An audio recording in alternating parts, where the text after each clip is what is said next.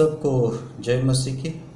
प्रभु में प्यारे भाई और बहनों, आज के दिन के लिए परमेश्वर को धन्यवाद देंगे। एक छोटी सी प्रार्थना करके आज हम याबेस की प्रार्थना के बारे में कुछ सीखेंगे। प्रार्थना करें। प्यारे परमेश्वर पिता, इस शाम के समय हमारे संग और साथ रह के प्रभु आज याबेस की प्रार्थना के द्वारा जो कुछ हम सीखेंगे उसको याद में रख के हमारे जीवन में उसका अनुकरण करने के लिए हमारी सहायता मदद कीजिए। यीशु आपको धन्यवाद देते हैं। यीशु आपके ही नाम से मांगते हैं, सुन और कबूल कर, आमीन। एक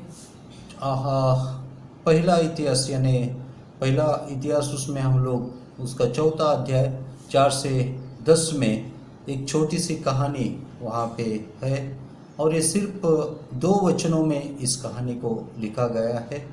वहाँ पे ऐसा एक व्यक्ति है जो प्रतिष्ठित था, भाई बंधुओं में परमेश्वर ने उसको बढ़ाया था, लेकिन उसके जन्म के समय उसको जो कुछ भी तकलीफ़ें हो गई थी उसके कारण उसको एक नाम दिया गया था।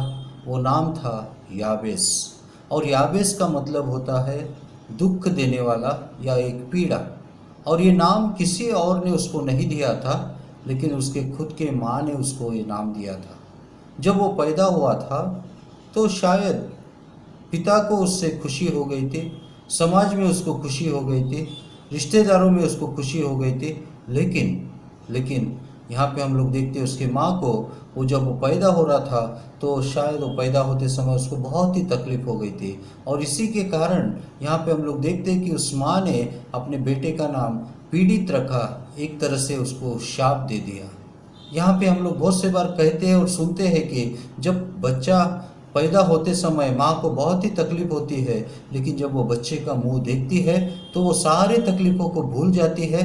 पता नहीं, लेकिन याबेस के माँ को ऐसी इतनी ज़्यादा तकलीफ़ तो होती है, लेकिन तकलीफ़ होने के बाद भी उसने माँ अपने बच्चे को इस तरह से नाम रखा। और तभी से बचपन से लेके याबेस को यही एक बात सताती थी कि उसकी माँ ने उसका नाम याबेस रखा।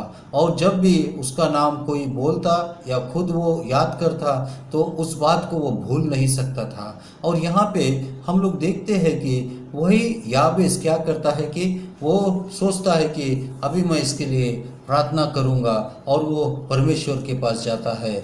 और यहाँ पे हम लोग देखते हैं कि परमेश्वर के पास से वो 4 बातों के लिए वो प्रार्थना करता है। और सबसे पहली बात है कि वो चाहता है कि उसे आशीष प्राप्त हो जाए। और सेकंड बात, वो चाहता है कि उसके सीमा का विस्तार बढ़ाया जाए। और तीसरी बात हम लोग देखते हैं कि परमेश्वर का हाथ या उसका साथ या उसका संगति के साथ में वो जीना चाहता था।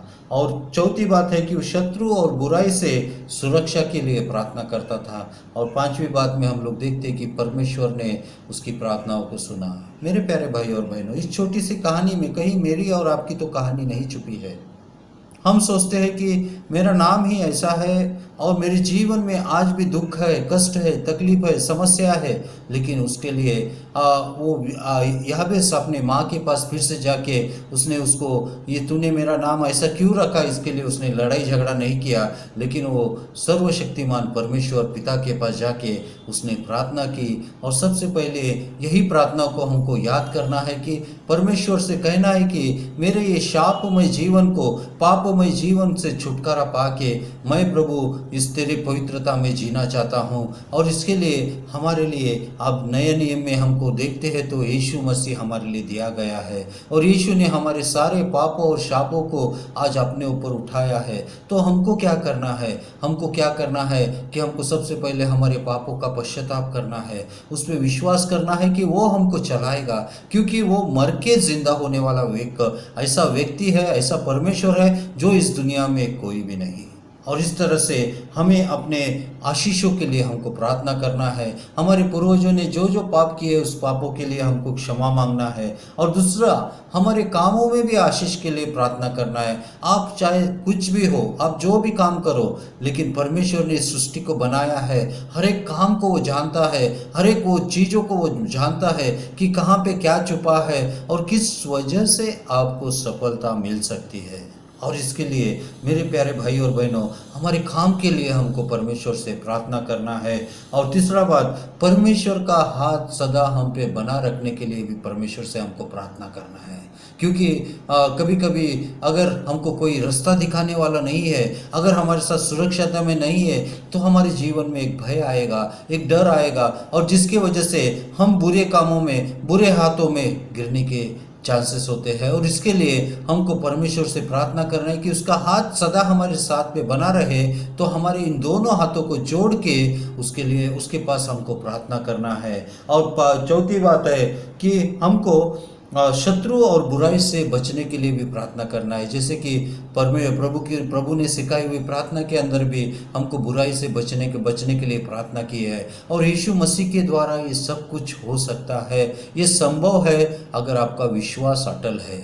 और इसके लिए आप इन चारों बातों के लिए, जैसे कि आप आशीष के लिए प्रार्थना करेंगे, अपने काम के लिए विस्तार के लिए प्रार्थना करेंगे, और उसी तरह से परमेश्वर का हाथ या परमेश्वर की आशीष आपके ऊपर रहने के लिए प्रार्थना करेंगे, और आपके शत्रु और बुराई से बचने के लिए प्रार्थना करेंगे।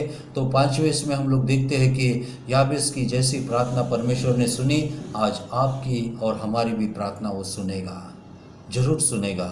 क्या आप विश्वास करते हैं? प्रभु परमेश्वर आप सबको आशीष दे। प्रार्थना करें। प्यारे परमेश्वर पिता, आज के इस वचन के सुने और पढ़े जाने से और उसके वचनों को प्रभु हमको इस संदेश के लिए भी धन्यवाद देते हैं। मेरे जीवन से सारे दुखमय बातों को निकाल के प्रभु इन चारों आशीषों को हमारे सबके जीवन में आने के लिए आप सहायता कीजिए। यीशु के नाम से मांगते सुन और कबूल कीजिए। आमीन।